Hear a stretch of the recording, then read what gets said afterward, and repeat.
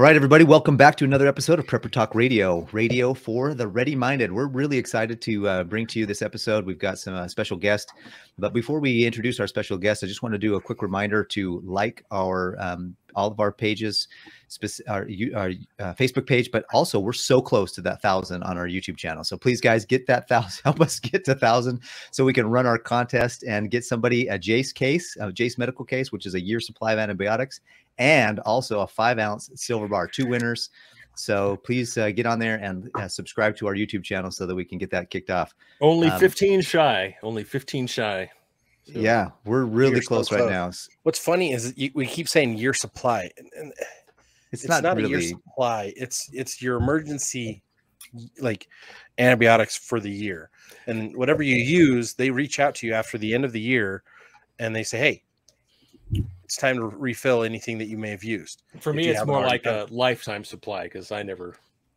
Well, I just got my email saying, "Hey, it's time to refill if you need to." So that was cool that they had sent that reminder. So I used 2 of mine, and so I just submitted a request to refill, and it's really affordable. I think we're $99 for 2 prescriptions. So awesome really program. Cool. So today we have.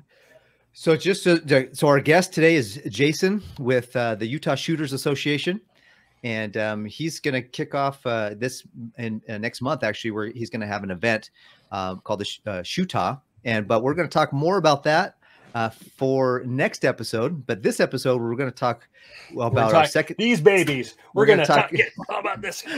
We're going to talk. We got over here. There you go. There we go. We just got hijacked here by an active potential. Anyways, dang Shane, we got a whole arsenal.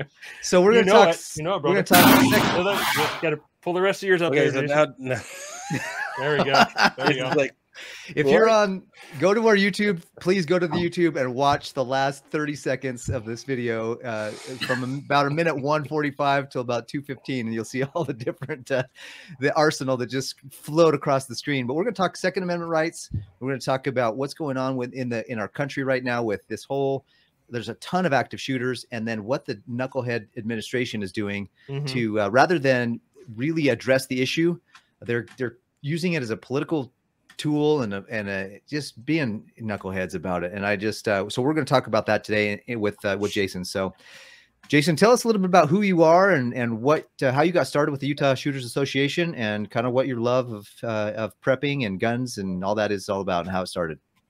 Yeah, I've been with Utah Shooters going on 3 years now, and my relationship with Utah Shooters dates back much farther. I mean, I was just a follower on Instagram many years ago and attended some of the first range days that were down along the west side of Utah Lake.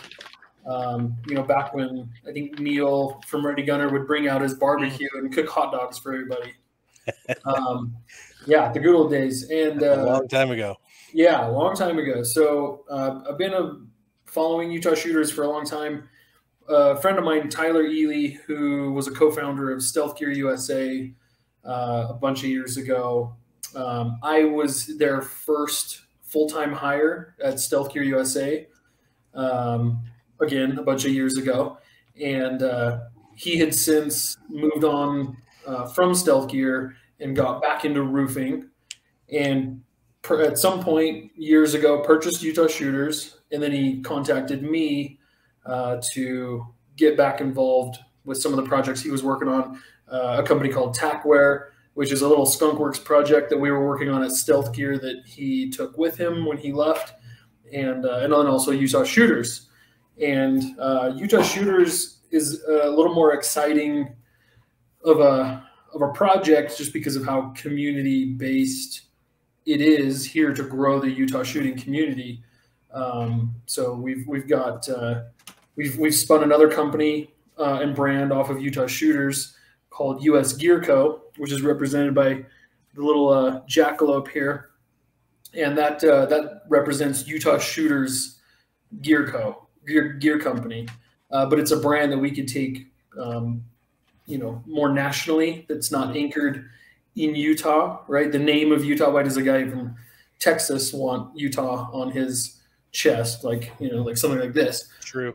So yeah, we rep a bunch of Utah companies and Utah made products on the U.S. Gear Co., and that's something we're gonna be working on to take nationally. Nice. Yeah, I remember the time when you were back at Stealth Gear, and you took me on a little tour of the facility, and actually made a holster right there in front of me. The whole system, I was like totally enamored with how you molded the Kydex, everything. It was so cool. And then, you know, we've lost contact the last few years. Everyone gets busy. I had no idea you guys were doing tackware. I'd seen tackware around. I didn't know that was you. yeah. And so that's kind of exciting. And so now Utah Shooters Association, it's a membership. You guys do events, right? Yep. What else does that entail? So, you know, for a bunch of years, really, you know, I'd say we're kind of a one-trick pony with Shootah being the big event, and that's grown through the years. I came on I don't know, 2020. We didn't do an event in 2020, obviously, because of current events at that time, and so we brought it back on for 2021, and took it to just a different scale, with this idea of let's make a destination for companies and attention around the nation to put a spotlight here in Utah so that we can better highlight Utah brands and put them next to some of the larger brand names around the country in the firearm industry. Nice. So yeah, in you know, in the 3 years that we've been doing that, we've had a lot of success in building that event into a much larger event than it's been in the past. You know, we went from probably 400 attendees in 2019 to right around 2,000, and we're shooting for 2,500 this year, on top of, you know, all the vendors, employees, and everybody that kind of ends up there, you know, as a whole. But 2,500 attendees is what we're shooting for. And it's going to be up at the Hobble Creek shooting range, right? Yeah. Are you going to have enough parking? So we took care of parking in a big way last year with a couple of front end loaders, and we dug out a whole swath of land, and really expanded the parking for that, which benefits the range in a lot of ways, but, you know, it was also like created that infrastructure that we need to have that many people come in. That's cool. That is way cool.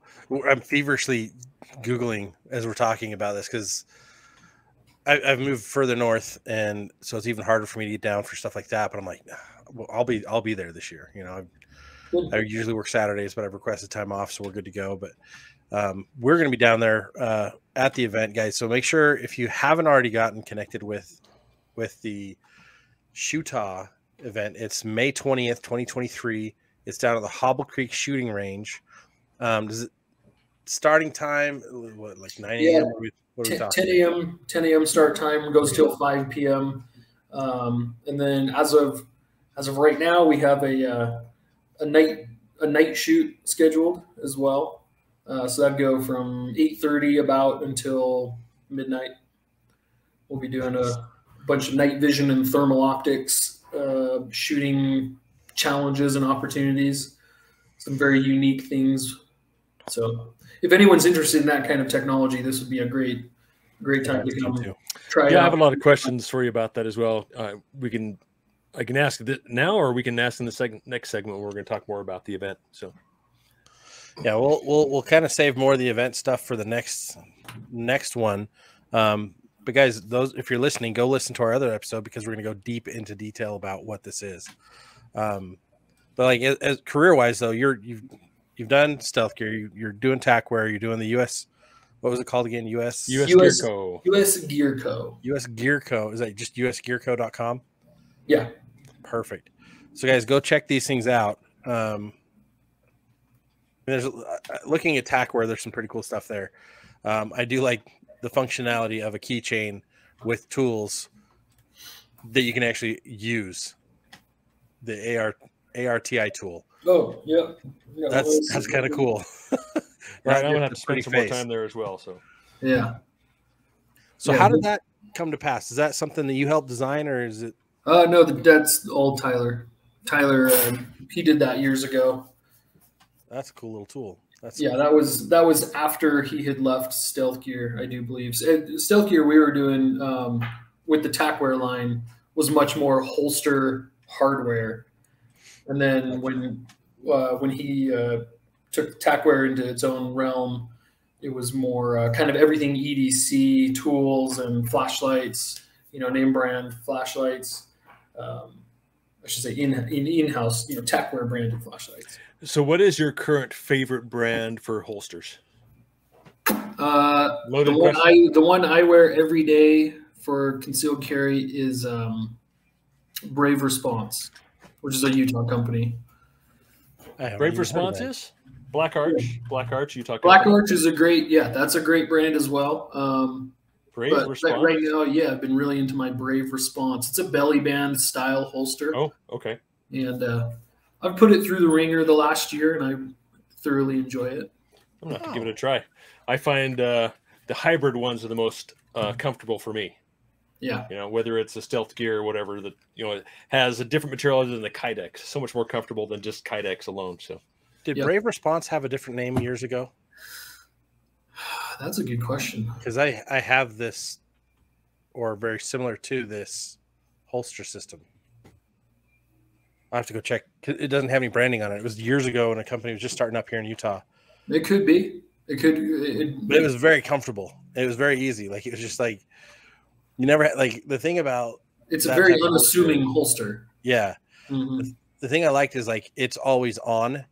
Like, if you end up having to go to the bathroom somewhere and drop trow, you're not having to, like, oh, let me adjust my gun and hide it in my pants while I'm sitting here.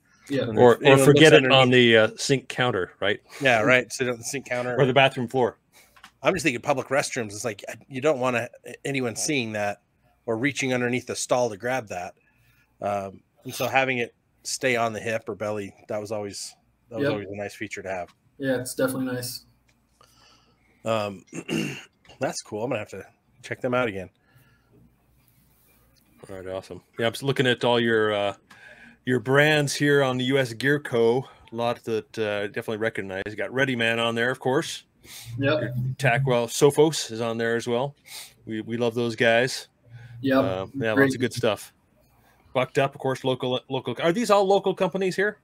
Everyone's local, with the exception of Amend 2, but those guys are all pretty much from Utah originally, so we can just, we can consider that. All right, cool. Yeah, my medic local as well. Yep. So is the Tackware TACWEAR? WAR. WARE. Yep. Okay, so there's another one that's TackwareUSA.com that has a similar WEAR. Don't type that one in. They tried to rip us off. I don't know. Oh yeah. I'm just saying that. That's funny. But yeah, all the Tackware stuff, all the Tackware products can be found on US Gear Co. as well. Oh, nice. Yeah, so we kind of just bring everything under that one roof because we have so many great relationships with a lot of great companies here in Utah. We thought, like, let's make Utah Shooters storefront something that would appeal, hopefully, at least in name and product to people nationally, because Utah Shooters is going to get suppressed in social media just by the name Shooters, and then other people have no connection to Utah.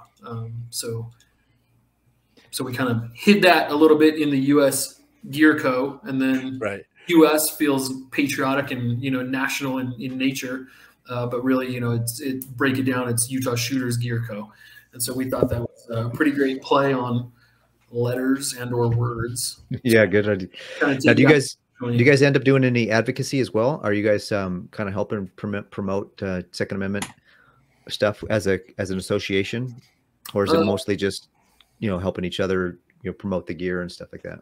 So some of the local events that we do that are a little smaller than Shootah, we've arranged trainings for school faculty to receive their concealed firearm permits. We did a training last year that had, I think, 70 or so faculty members that showed up for, I think we ran 2 or 3 consecutive classes, and then had a room where they could get educated on some different products and some, different insurance type things, but also some local made products. That's awesome. And really just, Yeah, because the state of Utah is great. You know, I think we're one of the better states when it comes to concealed carry rights and even just firearm laws in general, liberties and freedoms. But one area the state legislature, I think, drops the ball, or even the school districts or the school board. These administrators and these teachers and these faculty members, they don't know what their rights are. Just last week, I was on the phone with a school administrator out of Pleasant Grove, and she was asking me, this was right after last week's shooting, that more and more teachers are asking her, hey, can we carry? Like, I have a concealed firearm permit. Are we allowed to carry? And so she got a hold of me wanting to at least try to figure out what it is that people are allowed to do. And that conversation boiled down to like, hey, if they have a concealed firearm permit, they're good to go. They don't need to check with you. They don't need your permission. But that's the thing is people just don't know. Yeah. And so we've talked with a bunch of state legislators over the last couple months during this last session. We were trying to get some things in motion to get more education out at the state level. It didn't work quite how we'd hoped for this session, but we're going to continue to push that education into the next session. What can we do to help? Is there anything that we can do to help, or what would you need from maybe our listeners that might be interested in helping and being a part of that push? What could we do?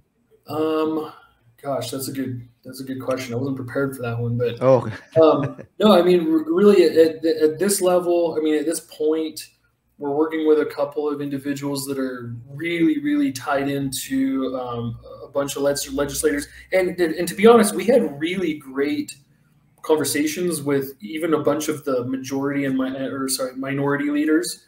So, a bunch of the Democrat leaders. I only had one heated discussion, which was not pleasant, but everybody else, even on, the Democrat on this other side of this fence, so-called, they were all in support of supporting educating children, which is, we do kind of two things. We educate children on proper firearm safety and the safety rules, and get them on the range and get them some trigger time, and then also the educators. And so we were playing both of those things, like, hey, we can save lives and get people more on board with this firearm safety, and that they demand respect, but they're not, they're inanimate objects that can't, just jump up and shoot people without someone manipulating them, right?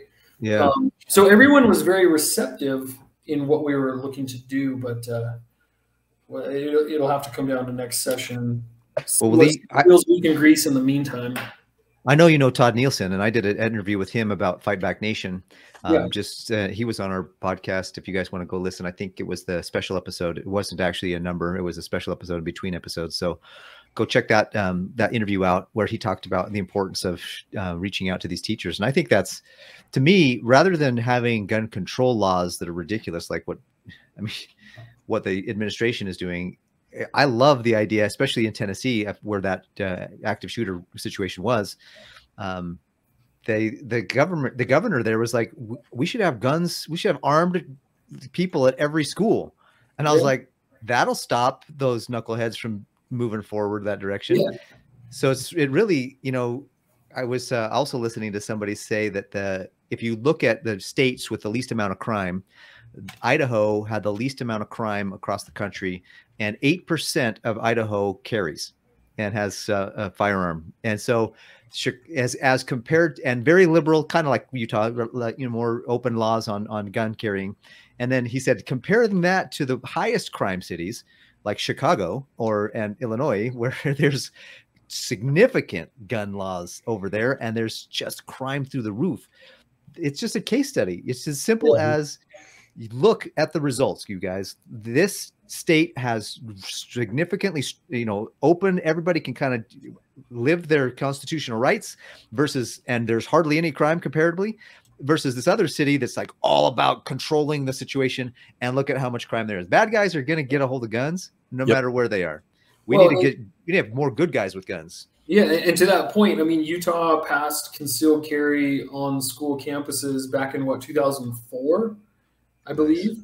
And with that, you could use that as a case study that, hey, since 2004, we've had guns on gun school or gun-free zones, right? Mm-hmm. And we've not had any school shootings. So it's like, that's pretty cool. What's the difference in the manifestos of all these shooters? They all say the same thing. They chose soft targets, so they can inflict more damage, because the more damage they inflict, the more people they send, to the hospital or to an early grave, means more publicity for them in the end. Whether they get taken out themselves or whatever, it doesn't really matter. But they, even in that Tennessee ordeal a week or two ago, the police chief in an interview mentioned in the manifesto that they even had 2 targets and they gave up on one because after studying that other school, they realized that there was much more armed security. They had better locked door systems or whatever they went through. They cased the 2 schools and said, I'm going to go to this one because it's a softer target. We even talked about, pointed out all the facts about all the different laws that are created to control or to make safer the environment so that there's no guns. He's like, none of them work. Actually do some research, look at the numbers. None of them have resulted in anything improving. Mm-hmm. Bad guys steal guns. Bad guys use stolen guns to then commit crimes. Mm-hmm. Yeah, there's a school district. What the laws are. School district out there, I forget which state, but essentially they have said, they've made public statements saying our teachers carry, not all of them, but some of our teachers carry. They are trained to the level of a police officer, and we will defend our kids. So if you come here, you will be killed if you attempt to do that. And of course, they've been perfectly safe since. There's and I wish Utah would take it a step further with that exact same stance, because whether there's 90% of the faculty that don't agree with it doesn't matter. Like, I'm sorry, but your feelings and your emotions on this matter are in the hands of the state legislators, not the school boards, not the administrators. So it's kind of like, cool, nice opinion. It would be nice to have those signs that just say, hey, Utah law permits Utah concealed carry holders to be armed on campus. There are armed people. Well, I love my daughter's new school is very heavily armed. We pulled her out of the local school and put her in a homeschool, and that is the safest school that your kids can be at if you're heavily armed. Yeah, right. And the public schools need to be armed to that same equivalent. And society needs to arm themselves again, because honestly, you don't go looking for a fight when you know that you're going to get beat up, completely decimated, and overrun, right? Nobody really looks for that. They look for opportunities of, like you said earlier, the largest number of casualties, the most notoriety. Like, if it's over in 2 seconds because you were a dummy and you walked in and picked a fight with a SWAT team, like, that's the difference. And we need everything to feel like like that. That's going to get people to think again and go, oh, you know what? I'm not going to go out that way. That's a terrible way to go. I'm not going to do that. Right. These mass shooters, these mass murders, they travel like water, right, to their destination. It's the path of least resistance. Mm-hmm. And that's really time and time again. And I think I was watching a congressional hearing where a gentleman from a group that tracks, gun right, or, firearm related things. He was testifying that 96% of mass shootings occur in gun-free zones in the last 10 years of data. I mean, come on. Like, at what point do we sit back and, do we accept the science, right? Right. Like is this a two-way road to accept facts that, I don't know. So, well, Jason, go ahead, Paris. I was just going to say, I think it's important that that people are trained properly, though, with the firearm. So it's not just, go get your concealed carry permit. pay the fee to get the permit, and all of a sudden you're good to go. You got to still go use it. Get on the range, practice, get the muscle memory, get the go train. Does Utah Shooters have like a course? If somebody's brand new listening, they've never really, maybe they want to get into the firearms, maybe they want to start, taking advantage of their Second Amendment rights, but they just don't know what gun to buy. They don't know how to shoot it necessarily. Do you guys have training for folks that are just starting? So that's part of, and we recognize that exact same issue, and that's part of the conversation I was having up at the Utah State Legislature, is that, hey, this is actually the argument that I got into, or the heated discussion I got into with this one particular Democrat, was I told her that the cost of, there's a cost barrier getting into concealed carry. And she was so mad. She's like, what are you talking about? We just exempted school faculty to pay for their concealed carry permit. I'm like, cool, you saved someone $25. But what about picking the right firearm, picking the right holster? I was like, and I kind of got into the weeds with her a little bit, because it was just like, look, there's an education that has to take place. And like you're talking about, are there resources, or does someone have to figure out trial by fire? Because I guarantee you, most people get into it and then they get out of it because they realize this holster is uncomfortable, or I don't have the right gun. And there's a lot of reasons to stop carrying, because it's uncomfortable and it's cumbersome, and it's a mindset, right? It's something you got to commit to daily. Mm-hmm. And that path can be kind of costly when you're going through equipment and trying to figure out what works best for you. So to your point, we have several entities around Utah that do offer some services to take people out on a range and say, hey, here's 20 handguns. Let's try each one of them and pick the one that feels best to you, or that you shoot best with. And then cool, you might have just saved that person $1,000, because they're going to go buy that one gun and be super stoked with it. Mm-hmm. That's right? Awesome. And I think the same can go for, recommending different holster options or different carry options. So that's all part of what we would hope to build out. I mean, the Utah Shooters is basically a one-man operation, and you're looking at them. So like, there's only so much bandwidth, but like we are starting to move those wheels, and we're trying to get the state to help out. Awesome. With some of that. And so we've got some people's ears, but there's also a lot of people trying to get the state to help out with things. So, I mean, we're one group making noise among thousands, right? No, I think you're absolutely right that people need to seek out the training. And I know there's a bunch of training outfits that will train school faculty for free. Yep. I see it ad almost every other month. Teachers free class. Yeah. Teachers, free class in Ogden, free class in Davis County. Like almost every other month I see something, or hey, Utah County free class. So no matter where you live, like look into your local area, do some research. Don't just listen to what we're talking about today and then don't do anything. Like actually take action. Go find out what your laws are. Go find out what you can do. Go find out where your training opportunities are.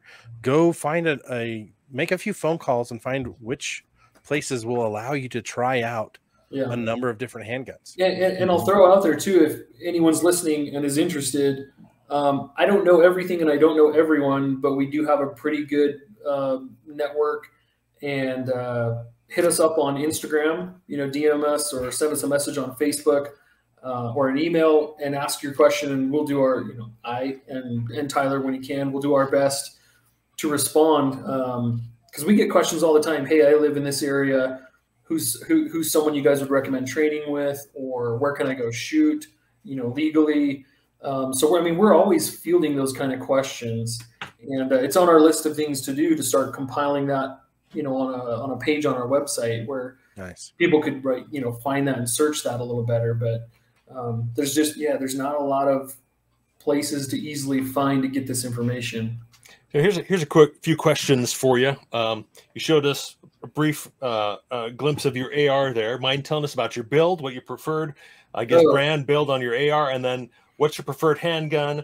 I know we're talking about a little bit about how, that's pretty. it's hard to choose the right handgun. I mean, for me, I've been going back and forth for years on different brands and learning a lot. But if we can shorten that curve, absolutely. So obviously, you know what you're doing. Tell us why you built that AR and where you're at with that. So this is a newer build for me. I had this commissioned with Culper Precision out of Provo, and I forget the name of this particular rifle, but it's got a bunch of carbon fiber parts, and the idea of it was the rifle itself is about 5 pounds. Oh wow! Maybe just shy of 5 pounds. That way, when I'm throwing optics and other stuff on here, you know, I've got a 6.5, 7 pound gun with all this. Wow. And I've got this built right now for doing night vision training. That's why I've got this like really high optic that most people would probably look at that and wonder like, what are you doing? What are you doing? Yeah, why does that look so goofy? But that's really nice, so that when I'm up here with, you know, night vision, it's a really nice plane that I'm not having to get in weird positions. So I'm waiting for my suppressor. It's been in jail for a while, and it's going to be in jail for probably a bunch more while. So I've got this little guy. So the Hux Works blasphemy. Basically, fake suppressor. Kind of like a fake suppressor. Just it sends the gas out the front and protects my muzzle device. I've got my IR light. Switches between white light and IR. That's a Surefire. Tactical Development, another Utah company. Hand Stop. They're out of American Fork as well. Oh wow! Okay. Which is where I say as well because I'm out of we're out of American Fork. Okay. But yeah, I mean that's the way I've got it set up now. I got my optic at R&R Tactical. Shout out to those guys there in Saratoga Springs. They actually just announced. I don't know if you guys heard. They're going to be breaking ground on a 42,000 square foot shooting facility there in Eagle Mountain. No, I hadn't heard about that. Super pumped about that news. Wow, that's awesome. But yeah, that's this build. I've been doing training with a group called Tactical Cowboy. Oh yeah, I follow him on Instagram. I was just out this morning, 3 a.m. wake up call to go do some night vision training from 5 to 7:30. Once the sun kind of got up. Tactical Cowboy. Yeah, there he is. Cool. Okay. So yeah, I've been dabbling in that a little bit. Tell us about what you prefer for handguns. I have been kind of on the Canik train for have you? Okay. A bunch of years. Yeah. Because it was a well-priced weapon that I bought. My first one probably 4 or 5 years ago. Right when they were just kind of coming out, or at least available in this market, and I don't know. It's just it's been reliable and cheap, right? The price on that gun is not that great. And so I went with a base model like the TP9, right? Like the full size gun, and I now have I got it in the truck. I'd love to show you, but it's a more built out TP9 Combat Elite. Something with an RMR, and I think that one has the agency trigger, if I remember right. Agency or one other of those companies, a little Gucci trigger system. And then I carry Canik TP9. The SC, the subcompactor. So it's basically the same gun, just smaller. No RMR yet, but I'm very quickly loving. I've never shot with an RMR up until 3 weeks ago. Okay. But like trained, actually like in a training, I've shot buddies' guns just here and there. But red dot in particular, but the RMR being the Triticon RMR. See, I've been going with the Holosun. I really like those 507C. I've got a Holosun 507. 507C. Yeah. Yeah, and loving that on the bigger Canik, and so I'm definitely looking to put something on my carry pistol. I love how Paris and I are like just nodding our heads, like, yeah, that's cool. Yeah, that's cool. Well, yeah, I don't know. Paris is a Glock guy. Paris is a Glock 19 guy. I'm a Glock, yeah. So spell Canik real quick. That's CANIK. Yep. Got it. And then they're great. For the listeners that don't know, what's RMR? Oh my gosh, what is RMR is a particular reticle. It's a red dot, but it's made by Triticon. It's a red dot. I don't know what RMR stands for. So To break it down to red dot is an opportunity to aim more accurately. So typically a gun comes with just the iron sights. When you put a red dot on it, it actually, as you put it up to aim, the red dot literally shows exactly where the target. See that? No, not going to be able to see a blue dot. Oh, there we go. There we go. Yeah. This one's red, but that blue dot right there in the middle of his screen, that will tell you where that you put that on target and you're pretty much good to go. Yeah. So it makes aiming and really much more efficient. You know, a good way to think of it too is, you know, we saw for a lot of years people putting lasers on their pistols, and I'm sure people still do, and there's nothing wrong with that. What the red dot reticle does is it kind of paints what would be a laser in the little window, right? And so it's kind of that same idea. You can move your gun around, and wherever that reticle is moving is what's going to get a hole in it. Right. Yep. So you don't have two sights like on a regular pistol. You got the front and rear sights, right? So they have to line up. But with a red dot, you have a single spot in space, essentially.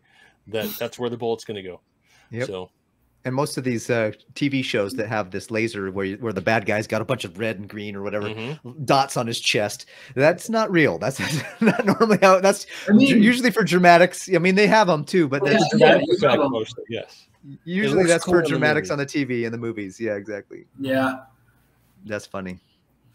Awesome. I think the big thing is for those of you guys listening, you know, take notes on everything we talked about. Check out Utah Shooter Association. Check out your local gun laws. You know, I was a CCA guy for a while. I had my permit. I don't have one now. I'm grateful that Utah allows us to conceal carry without having to have that, but I'm going to be getting my CCA again soon.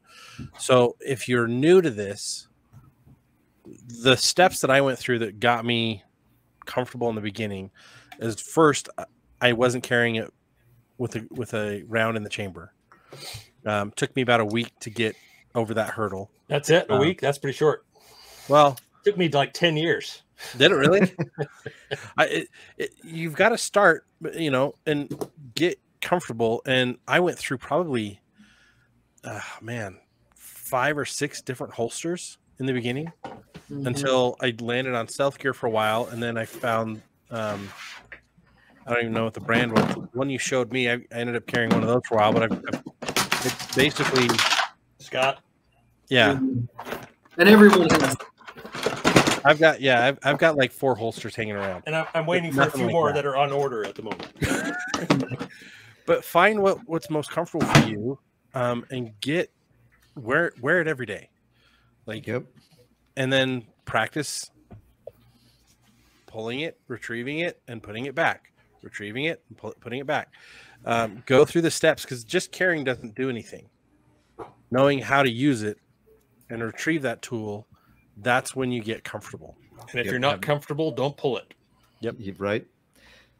Well, we're going to wrap it up. That's a great show. Just really quick final thoughts real fast. I think that something that we can do, Jason, I asked you earlier, what are some things that we can do to help kind of advocate? And I think maybe reaching out to our legislatures, if you know who your senators and your congressmen are for state legislature, reach out to them and let them know, hey, you really want to have the school districts and the schools kind of know be trained properly.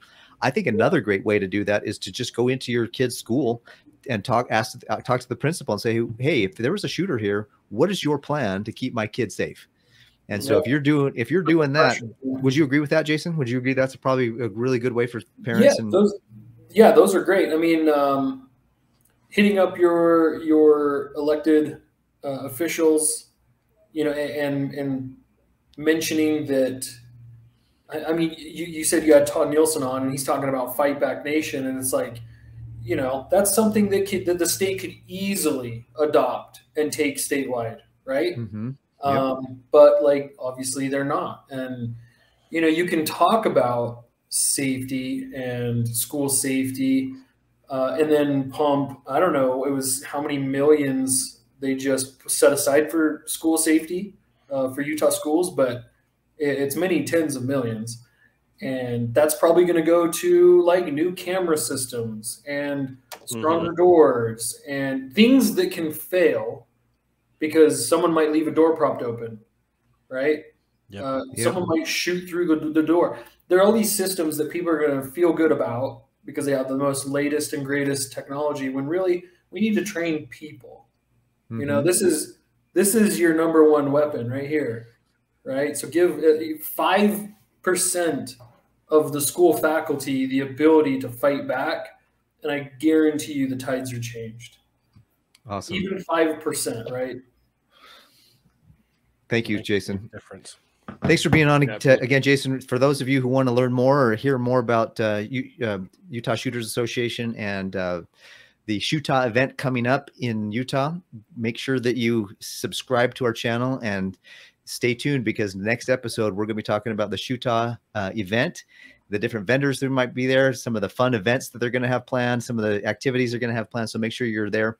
Thank you guys for being a part of our show today. Remember to stay ready-minded, and remember that as a focus to have God, family, and country in your sights. And we'll see you on the next episode, guys. Take care.